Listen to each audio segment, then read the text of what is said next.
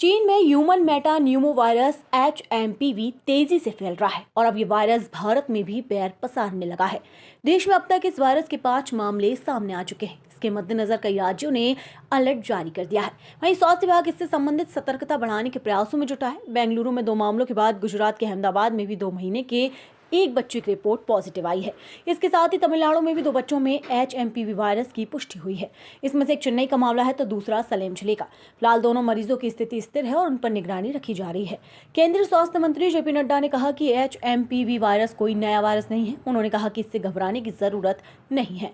HMPV virus एक RNA virus है। HMPV virus आमतौर पर सर्दी जैसे लक्षण पैदा करता है। मरीज को खांसी या गले में घरघराहट हो सकती है, नाक बह सकती है या गले में खराश हो सकती है। जोखिम ठंड के मौसम में ज्यादा होता है। HMPV वायरस खांसने और छींकने से फैलता है। संक्रमित व्यक्ति के संपर्क में आने से फैलता है। वायरस संक्रमित व्यक्ति से हाथ मिलाने से फैल सकता है। संक्रमित होने पर 3 से 5 दिनों में लक्षण दिखने लगते हैं। खांसी और बुखार इसके सबसे सामान्य लक्षण है। निमोनिया और ब्रोंकाइटिस का खतरा हो सकता है। छोटे बच्चों पर इसका सबसे ज्यादा असर होता है। इस बीच HMPV वायरस को लेकर गुजरात, कर्नाटक, दिल्ली और महाराष्ट्र सरकार ने दिशा निर्देश जारी किए हैं। ऐसा कुछ खबरें चल रही हैं मीडिया में जिसमें ये कहा गया है कि चाइना में मेटान्यूमो वायरस का एक आउटब्रेक है और सीरियस है। हमें ऐसा नहीं लगता इन द सेंस कि यहाँ पे मेटान्यूमो वायरस एक नॉर्मल रेस्पिरेटरी वायरस है जो जुकाम जैसी बीमारी करता है या कुछ लोगों में फ्लू जैसे सिम्टम्स हो सकते हैं, खासकर जो बहुत बूढ़े लोग हैं या बहुत 1 साल से कम उम्र के बच्चे हैं। लेकिन ऐसी कोई सीरियस बीमारी नहीं है जिससे चिंता करने की जरूरत है।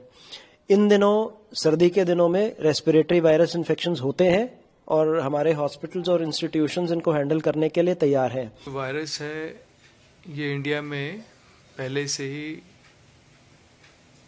कई बार सर्दियों में आता है और अभी तक जो भी इसके केसेस हमने देखे हैं वो माइल्ड होते हैं।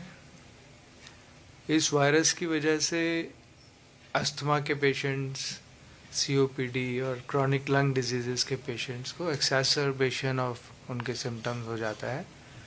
उनकी ब्रेथलेसनेस बढ़ जाती है, बुखार आता है। तो डिजीज़ को ये इरिटेट करता है, बट ज़्यादा मेजर इसके फॉर्म नहीं नज़र आते हैं।